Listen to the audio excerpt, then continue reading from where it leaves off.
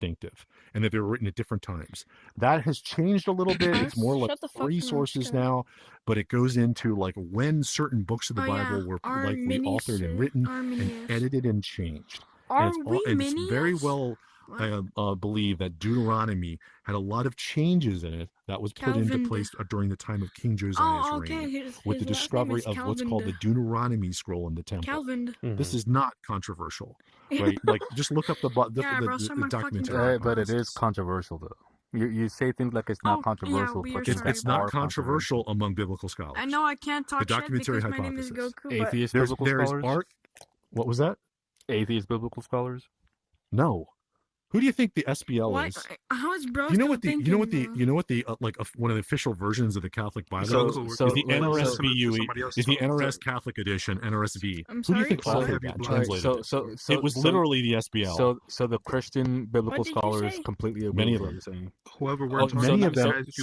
All right, but many of them, but it's not. So you're saying that many of them do, but not all of them. So there is a controversy. We're listening to somebody talk. Okay, so anyway, do you have any evidence that there was Rangos? Do you have any evidence that contradicts what I'm saying? That there were prohibitions. I looked it up on AI, and it says scholars debate whether prohibitions against Asherah worship existed before King Josiah. So it seems like this is also a debate, and it's controversial. Okay, what are the sources for that? Okay, one of it is biblical textual evidence. So if we give me the source. What's the source? Let's see. It says, one source says learnreligions.com. Learnreligions.com. That's your primary source. Worldhistory.org.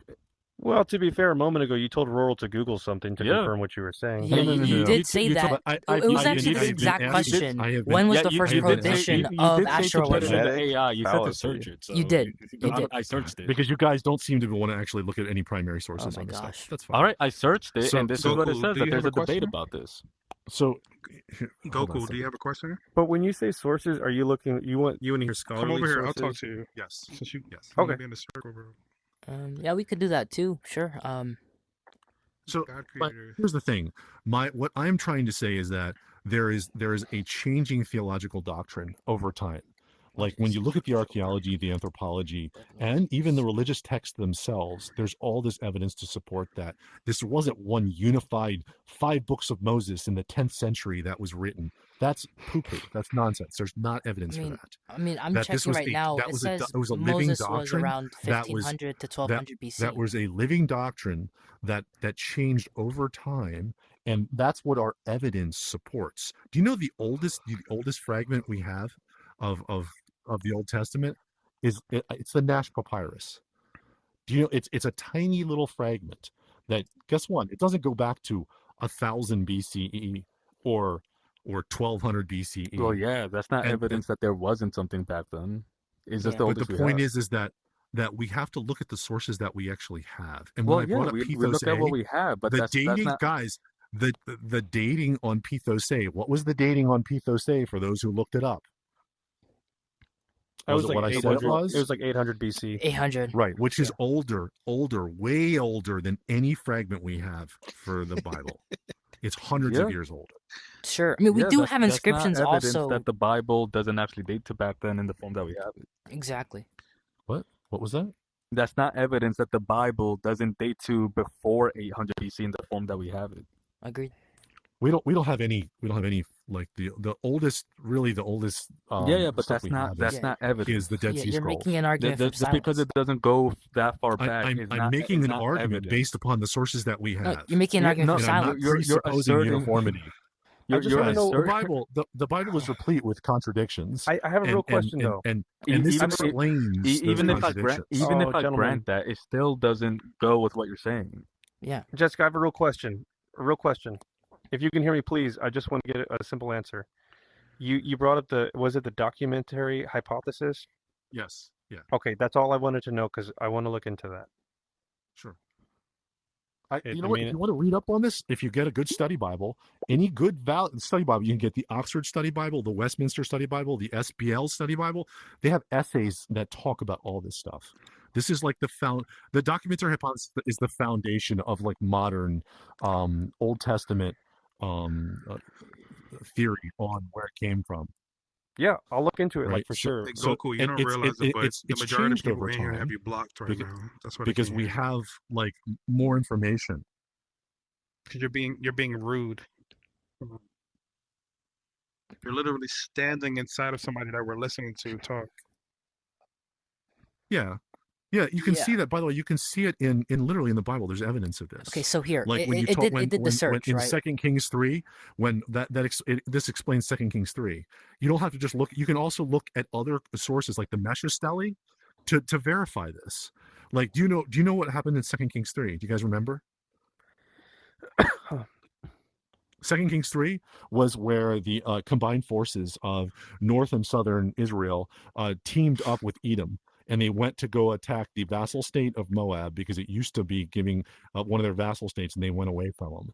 So they formed a unified army, and they traveled over to Moab, and in order to take it back, and they conferred with Elisha, who was the acolyte of Elijah after Elijah had ascended into heaven on a chariot in flames, and Elisha, he gave them a prophecy from God that said, you're going to be completely successful. Every tree, every stone you're going to turn over, the wadi will be full of water. Your armies will be nourished. You will defeat all, and you will take every city in Moab, right? You will take every, and they will have a victory. And he promised this. Guess what happened? All of that happened except the very last sentence. The king of Moab at Kir Hareseth tries to break free. He's unable to do that with his swordsman. And the very last sentence says that, so what he did was he went onto the walls. He went onto the walls and he sacrificed his firstborn son, right? All right. And guess what happened after that? A great wrath fell upon Israel and they had to retreat and they were defeated. What? Who is this guy talking to? I don't know, but I can't hear this person. Yeah. What this has to do with is that there was other gods, and that the Moabs worshipped a god called Hamash, right?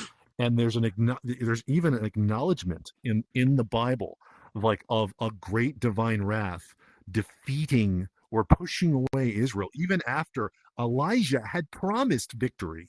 It didn't come true.